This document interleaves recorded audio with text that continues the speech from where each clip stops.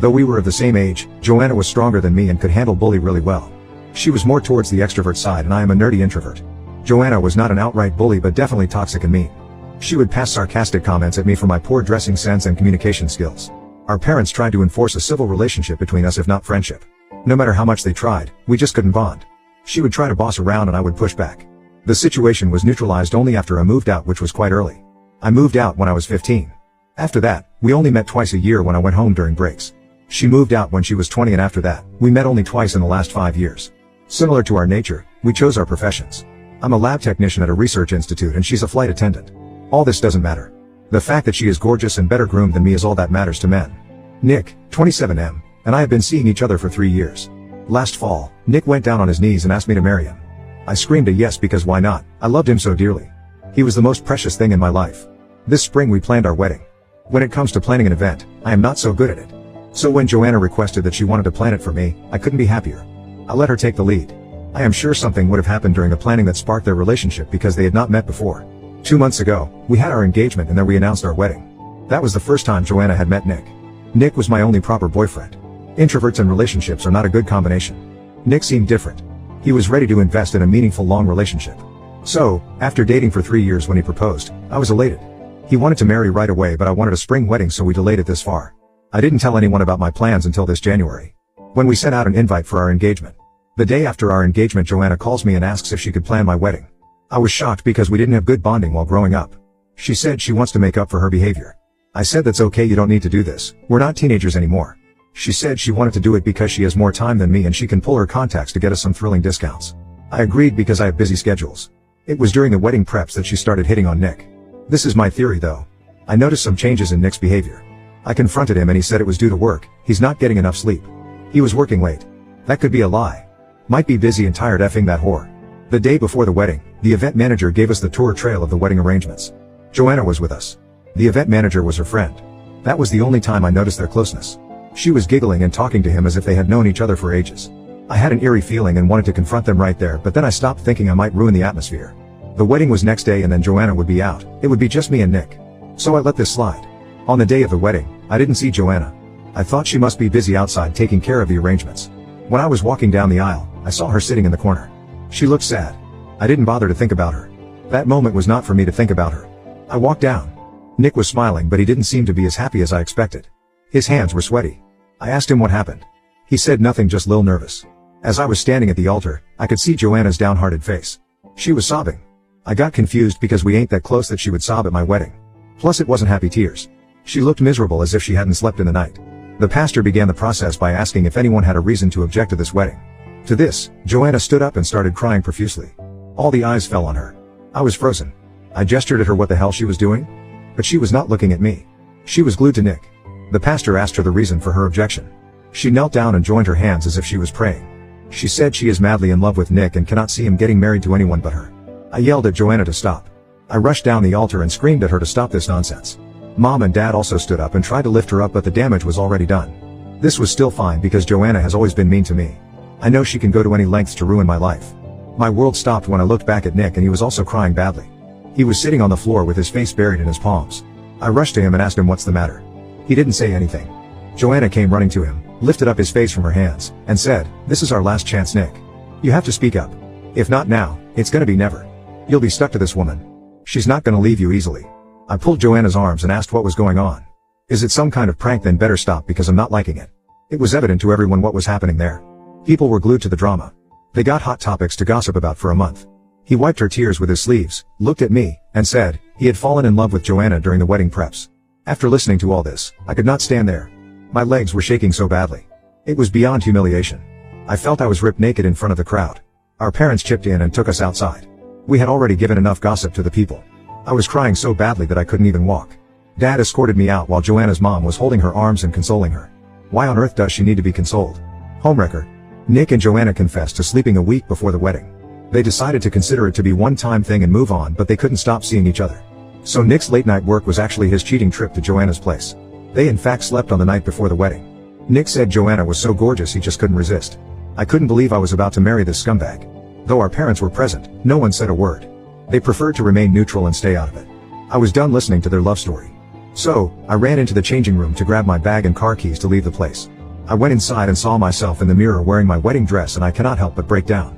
I was having a severe meltdown. Then Joanna entered the room. I screamed at her to get out.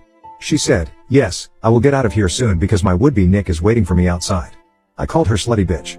She laughed at this and said, "Yeah, even Nick calls me that on bed." I wanted to smack her for the filth she was spitting. She said, "How could you imagine that Nick would marry you after seeing my curvaceous body? Have you seen yourself? You look like flat tires, spongy, and your dressing sense just sucks. I wonder how Nick even fell for you in the first place. He is just too handsome for you." She slammed the door and left. I picked up myself and drove off the venue. On the way, I realized, where do I go? I have been living with Nick at his place. Surely, I can't go there. I called up my friend and asked her if I could stay with her for a few days until I put my life together. She gladly took me in. The next day I got a text from a Packers guy asking where my stuff needed to be shipped. Nick had hired a Packers company to get rid of my stuff. I was caught off guard because I had no place to keep my stuff. I called up Dad and he offered to let me use the garage to keep my stuff. Amidst the feeling of betrayal and pain, I was house hunting. My homies were my support system during this trauma. They helped me find a place, set up my stuff, and be there for me whenever I needed them. My friends have helped me enough to cope with this. I don't want to be more needy and scare them off. My wounds are still fresh and I need someone to hear me out. I have enrolled for therapy, but it is monthly once. Hence I am writing this post as a self-help therapy. Update 1. Thanks to the ones who tried to understand my situation. However, the ones commenting that it was my fault that I chose a cheater, how could I not see this coming? Why did I let Joanna plan my wedding? And other ridiculous questions. If anyone is going through a heartbreak, do you console them or do you go around grilling them, as if it was my fault that he cheated on me? I don't need to give any explanation to anyone. These answers are for those genuine questions on my post. People asked how I got so close to Joanna that I invited her to the engagement and let her plan my wedding. Joanna and I got into talking terms after I moved out of the house. I was not so keen on inviting Joanna to my engagement, but my dad wanted it to be a full family affair. Joanna was also not so interested in attending my engagement, but Dad said this was the first event in the family, so everyone had to be present. When it comes to planning the wedding, I have covered that bit in the initial post. I didn't have time and she had some contacts in the event management space. And everyone who is saying how could I not know my fiancé was a cheater. So to them, if everyone could really predict if their partners are cheaters or not, there wouldn't be any divorce in the world. Negative people are all around the world, few. But you know what, I don't care because you reap what you sow. Coming to the updates, Joanna and Nick got married last week at the same venue. Look at her audacity, she emailed me the invitation card. It was not an invite but a way to show that she got him. I ignored and blocked her. I showed it to Dad. He was the one advocating we are a family. Though I was pretending to be strong, I was tearing up from inside. My friends came over with drinks and tacos to cheer me up. I got badly wasted that night. To ease my pain, my friends suggested that I plan revenge on Joanna. They came up with some stupid and funny ones to lighten my mood. One of my friends was smoking up and an idea clicked in my mind. Joanna is a smoker, not cigarettes but weed. I know what you guys are thinking, who cares? Well, I don't, but her employer does. She's a flight attendant and she's not allowed to have any of those substances. It puts passengers' life at risk. Apparently, they are life saviors. Joanna and life savior, my ass. My friend and I wondered how she was not getting caught because the airlines run regular tests on their employees. One of my friends suggested that we tip off her employer and let them figure it out. I am not sure if it was gonna work, but I decided to give it a shot. I had to do something to pull my revenge. I sent an anonymous mail to the airlines with Joanna's details that she has been smoking up during work hours. I got a reply that someone would reach out to me to get further details. The next day, I got a call and they asked for detailed information. I made it up and said I cannot disclose my identity, but a few days back when I was flying with their airlines, I found Joanna high on something and her eyes were red. I asked them to conduct their own investigation before sacking her. They thanked me and hung up. I have very low hopes that it would turn out in my favor because I didn't reveal my identity. They might consider this to be a hoax call, I don't know. Update 2. Hey there folks. I know it's been 2 years since. I wanted to detach myself from my past. So, I ignored updating here too, and eventually, I forgot about this. I was getting a lot of messages from people asking what happened after that complaint with the airlines. So, here's all the update you need. After complaining about Joanna to her employer, I had a mixed feeling that I shouldn't have ripped off her livelihood. I mean, it takes 2 people to cheat. It was Nick's fault too.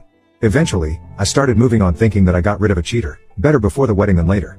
I took a transfer to a different city to start a new life. Almost 2 years later, which was last month, I got a call from Dad. He wanted to meet me. I didn't want to, but he said he was in town, so I agreed. He said he needed my help with Joanna. Like what? He told me that Joanna had lost her job because someone tipped off her employer that she was smoking up during work hours. They did a random test and she was caught. Upon being grilled, she confessed that she had been fooling the authorities for many years. She had contacts in the lab department who would manipulate her test results and make them clean. She basically used to sleep with that testing guy.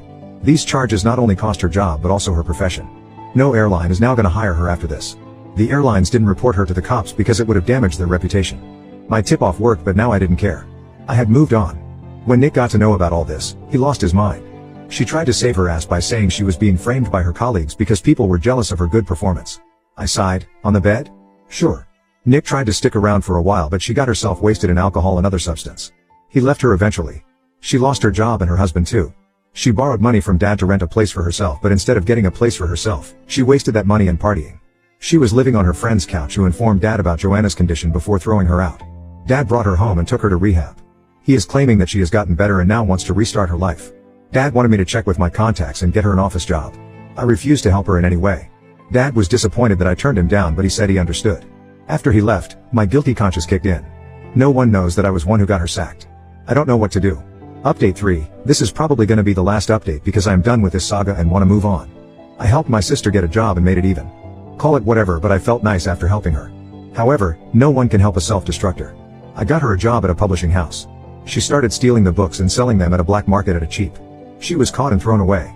My friend was about to report her, but I talked her out of this, saying that it would bring down the reputation of the publication house. Dad has given up on Joanna and kicked her out of the house.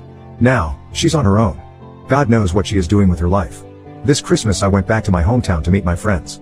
I visited home, but only for an hour. During the mass, I bumped into Nick. He was right beside me.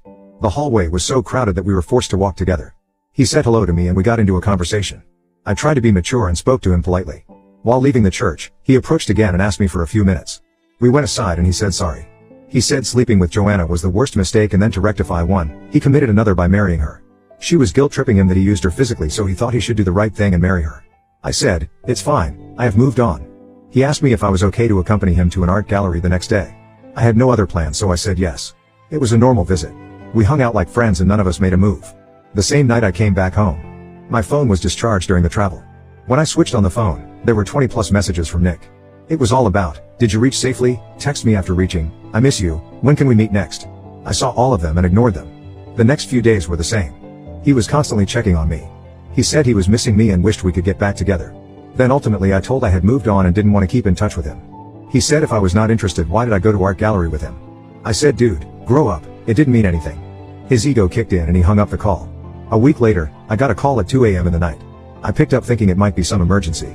Nick was there on the other side. He said nothing serious, just wanted to check on you. I was yelling at him when my boyfriend, who was sleeping next to me, took the phone and gave him the peace of his mind. My boyfriend is a sleep enthusiast and he would bring wrath on anyone who disturbed his sweet slumber. I won't repeat what he said, but after that day, Nick never bothered me. He understood that I had actually moved on. I didn't tell Nick that I had a boyfriend. I didn't feel the need to inform him. He's no one to me. I don't want to talk much about my current boyfriend. Don't want to jinx that again. All I want to say is I'm glad Nick found solace in Joanna.